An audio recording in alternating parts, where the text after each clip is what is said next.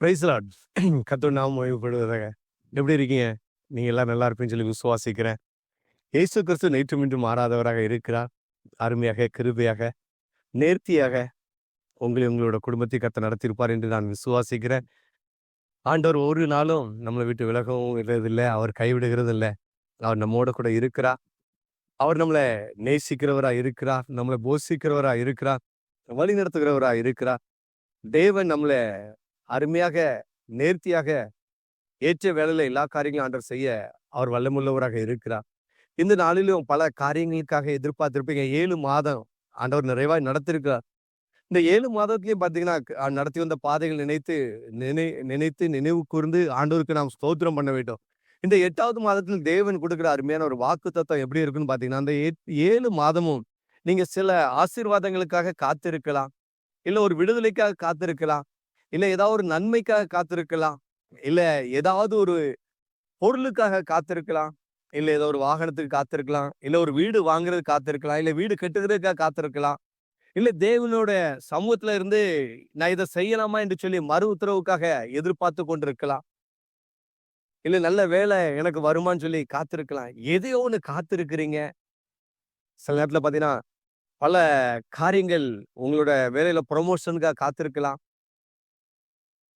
இல்ல உங்களோட வாழ்க்கையில சில காரியங்கள்ல இருந்து மீண்டு வருகிறதுக்கு, சமாதானம், சந்தோஷம், மகிழ்ச்சியாக இந்த பூமியில வாழ்கிறதுக்கு, ஆசீர்வாதத்துக்காக காத்திருக்கலாம். இல்ல ஏதோ ஒரு காரியங்களுக்காக நீங்க காத்திருந்து பல நாட்களாக, பல 7 மாதங்களாக ஓடிவிட்டது. என்ன என்னோட வாழ்க்கை அப்படின்னு சொல்லி பல விருத்தியோட கூட நீங்க இருக்கலாம். ஆனா இந்த நாள்ல தேவன் உங்களோட கூட வாக்குத்தத்தம் பண்ணுவார். அவர் வாக்கு மாறாத தேவன். ஒரு நாளும் அவர் பொய் உரையாத தேவன். இந்த நாள்லயும் 8வது மாதம் அழகான ஒரு வார்த்தையை கர்த்தர் கொடுக்கிறார். நீங்கள் எதை எதிர்பார்த்திருக்கிறீங்களோ, எதற்காக காத்திருக்கிறீங்களோ, முக்கியமாக பாத்தீங்கன்னா உங்களோட வாழ்க்கையில இந்த அற்புதம் எனக்கு நடந்துட்டுன்னா நான் கொஞ்சம் சமாதானமா இருப்பேன். எப்படியாவது இந்த கோர்ட்ல இருந்து எனக்கு ஒரு நல்ல முடிவு வந்துட்டுன்னா நான் நல்லா இருப்பேன் என்று சொல்லி நீங்க எதிர்பார்த்து கொண்டிருக்கலாம். கிறிஸ்துவ அன்பானவர்களே, நீங்க என்ன எதிர்பார்த்துக்கலாம்? நான் பேசுறது 1-2 காரியங்களை குறித்து நான் பேசி கொண்டிருப்பேன். திருமண காரியங்களா இருக்கலாம், என்ன காரியங்களா இருக்கலாம்.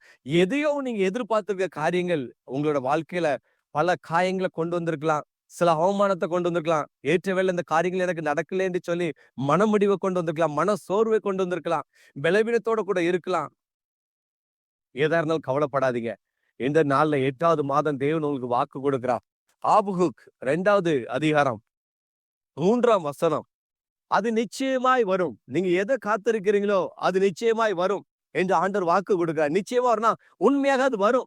ஏன்னா நீங்க யாருக்கிட்ட காத்திருக்கீங்கன்னா, மனிதர்கிட்ட காத்திருந்தா அது நம்மளுக்கு இல்ல. கர்த்தருடைய சமூகத்துல எதை நீங்க காத்திருக்கிறீங்களோ அது நிச்சயமாக உங்களோட வாழ்க்கையில வரும். ஆனா வேதம் நீதிமன்ற சொல்லுது, நிச்சயமாக முடிவு உண்டு, உன் நம்பிக்கை வீண் போகாது.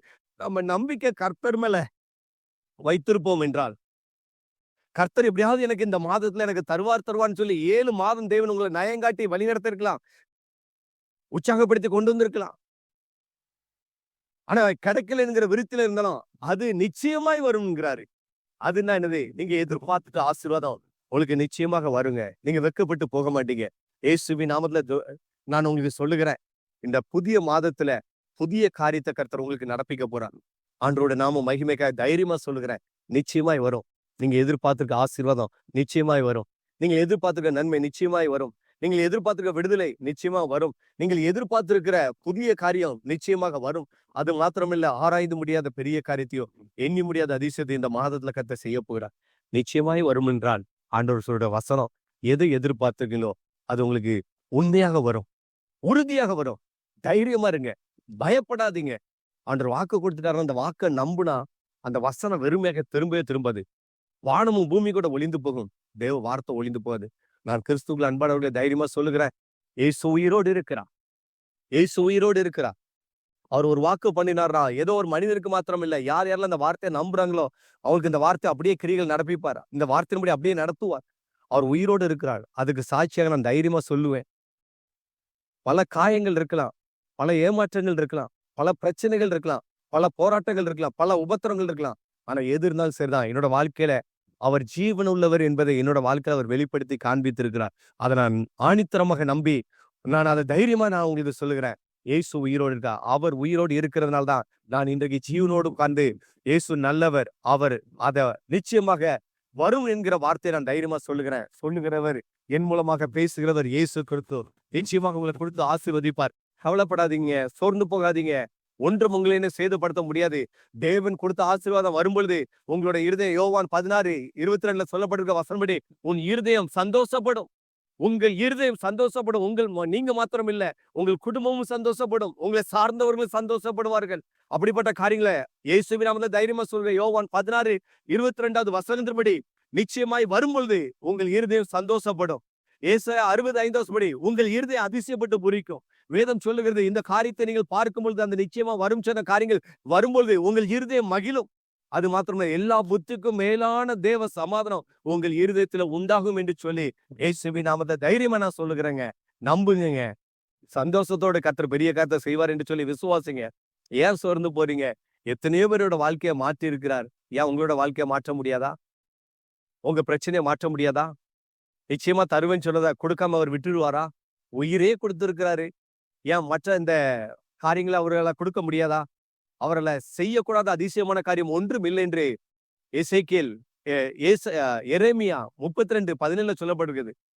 உம்மாலே எல்லாம் செய்ய முடியும், உம்மாலே எல்லா அதிசயமும் செய்ய முடியும் என்கிறத எரேமியா தீர்க்கதரிசி அழகா சொல்கிறார். அதே அதிகாரத்துல கர்த்தரும் சொல்லுகிறார். எரேமியா 32:27 நான் மாம்சமான யாவருக்கு தேவனாகிய கர்த்தர் என்னால செய்யக்கூடாத அதிசயமான காரியம் ஒன்றும் இல்லை. உங்களுக்காக எனக்காக இன்னைக்கு வழி தெரியலேன்னு சொல்லி நிக்கலாம். ஆண்டோட நாம மகிமைக்கா சொல்லுகிறேன். ஆண்டவர் வழியை திறப்பா, பெரிய காரியங்கள் நடக்குங்க. நல்ல சந்தோஷத்தோட இந்த மாதத்தை, இந்த 1ஆம் தேதியில வருகிற இந்த வாக்குத்தத்தத்தை நம்புங்க, விசுவாசிங்க. இயற்கைக்கு அப்பாற்பட்ட காரியம் நிச்சயமா கர்த்தர் செய்வார். நான் இந்த நாள்ல உங்களுக்காக ஒரு ஜெபம் பண்றேன். அது நிச்சயமா வரணுங்கிறதுக்கு ஒரு அடிப்படையான ஒரு வசனத்தை நான் வேதத்துல பார்க்கும் பொழுது எரேமியாவுல ஒரு வார்த்தை சொல்லுவாரு. சாமுவேலும் மோசேயும் அவர்களோட ஜெபத்துக்கு தேவன் என்ன பண்றாருன்னா ஜனங்களுக்கு இறங்குறாராம். ஜனங்களுக்கு மோசே ஜெபம்னா, சாமுவேல் ஜெபம்னா தேவன் இறங்குகிறாராம், ஜனங்களை ஆசீர்வதிக்கிறாராம். ஏன் அதே தேவனாகிய கர்த்தர் அவரோட ஊழியக்காரருக்கு அதே அதிகாரத்தை கொடுத்திருக்க அதிகாரத்தைப்படி நான் ஜெபிக்கிறேன். உங்களுக்கு கர்த்தர் இறக்கி அது நிச்சயமா வரும் சில வார்த்தையை நிறைவேற்றி உங்களை ஆசீர்வதித்து மேன்மைப்படுத்துவார். கர்த்தருடைய நாம மகிமைக்காக சொல்லுகிறேன். உங்கள் இருதயம் சந்தோஷப்படும், உங்கள் இருதயம் அதிசயப்பட்டு பூரிக்கும், உங்கள் இருதயம் மகிழும், உங்கள் இருதயத்துக்குள்ள எல்லா புத்திக்கும் மேலான சமாதானம் உண்டாகும். எல்லாரும் கண்களை மூடி ஜெபிப்போம்.